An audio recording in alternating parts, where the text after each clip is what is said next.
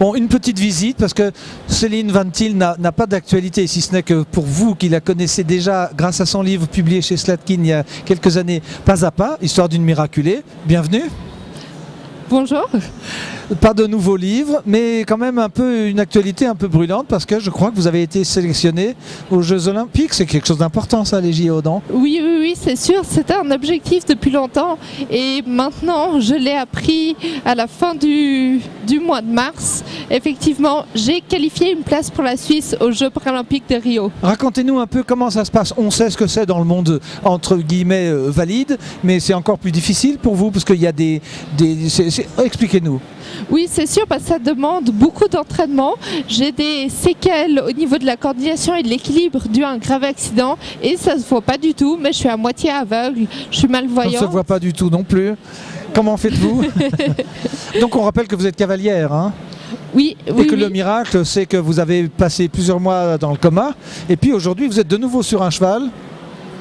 C'est la chose qui est la plus chère pour moi, la plus précieuse pour moi au jour d'aujourd'hui. Les chevaux, ils ont un rôle immense dans ma vie. Un rôle immense parce que vous êtes même allé retourner, si ma mémoire ne me trahit pas, vous êtes retourné voir votre cheval, celui qui vous avait accidenté, et vous le dites, il avait oublié, et vous ne lui en voulez pas? Non, je l'ai même remonté quelques mois après la chute et je lui en veux pas. Lui, il n'a pas fait exprès et moi, j'ai pas fait de faute non plus. Donc, j'ai pas eu de souci pour le remonter non plus et je m'entends toujours très bien avec lui, même s'il n'est plus à moi. Oui, très bien. Votre livre Pas à pas chez Slatkin, on l'a eu à notre catalogue. Il y a une autre dimension dans votre vie, c'est qu'il se trouve que vous avez participé à un autre concours dont vous avez été lauréate et ambassadrice. Au concours de Miss Handicap, j'ai été élue ambassadrice des personnes handicapées en 2012 et 2013. Donc pendant 2 années consécutives, je me suis investie pour l'égalité et l'inclusion, l'intégration des personnes handicapées. C'est quand même assez extraordinaire. Il manquait plus que ça à votre palmarès. Ça représentait quoi? De la représentation? Porter une bonne parole, être là et dire on peut s'en sortir? Être ambassadrice de la représentation, montrer l'exemple. C'est comme Miss Suisse ou Miss France. Oui, hein? Miss Suisse. Oui, Miss Suisse en l'occurrence. Oui. Oui. Non, mais c'est surtout aussi montrer de l'exemple, transmettre la volonté et de la motivation aux gens et montrer que tout est possible et qu'un handicap, c'est pas une barrière. Oui, mais encore faut-il votre énergie et ça c'est en lisant le livre qu'on voit que vous l'avez. Revenons aux Jeux Olympiques.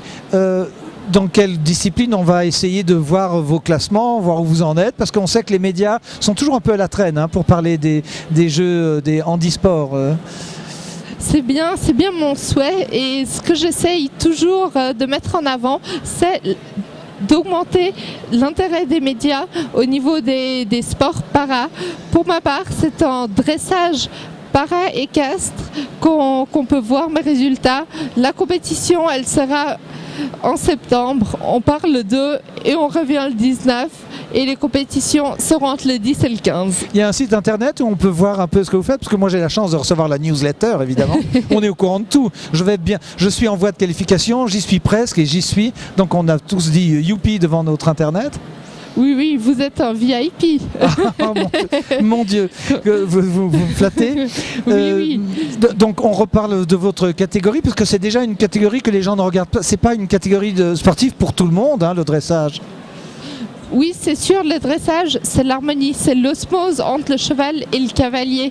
Il s'agit de représenter, faire des enchaînements. C'est un peu comme en patinage artistique. Oui, sauf qu'il y a l'animal en plus. Il y a l'animal en plus, c'est sûr, et c'est la relation, le lien avec l'animal qui est extrêmement fort et là où la confiance, elle doit être entièrement partagée. Mais pour en savoir plus, vous pouvez voir aussi, comme vous l'avez dit avant, que j'avais un site sur www.celinevantil.ch. Voilà, si jamais vous n'avez pas bien compris, vous réécoutez 10 fois, mais vous mettez Céline Van Til, puis vous avez, grâce à Google, bien évidemment, toute une série de choses. Donc vous redites, vous partez quand? Le 2 septembre. Le 2 septembre. Combien de jours d'acclimatation? 1 semaine. Les chevaux partent le 3 septembre. Ils doivent être 2 jours en quarantaine. puis après ils nous rejoindront sur place. Bon, alors vous avez juste le temps d'aller au livre sur les quais à Morges, parce que nous on a notre actualité aussi. Et puis vous nous promettez un livre, vous avez quelque chose en projet, vous aviez dit? C'est trop tôt? C'est trop tôt pour dire quelque chose, mais j'ai toujours plein de projets et il y aura une suite à un moment ou un autre. On l'imagine bien, vous allez saluer, on va la saluer, votre maman qui vous accompagnait, maintenant vous venez toute seule. Oui. Formidable. Ma chère maman qui m'a accompagnée toute ma vie et d'ailleurs toujours maintenant, qui est toujours à mes côtés, qui est mon entraîneur. Formidable. Merci Céline. Vous avez vu qu'il y a des gens qui vous écoutent. Hein. Formidable. Merci Daniel. Merci à vous. Ah oui, puis on se connaît parce que j'ai eu la chance d'avoir Céline comme étudiante, bien évidemment, à l'ESM, que l'on salue.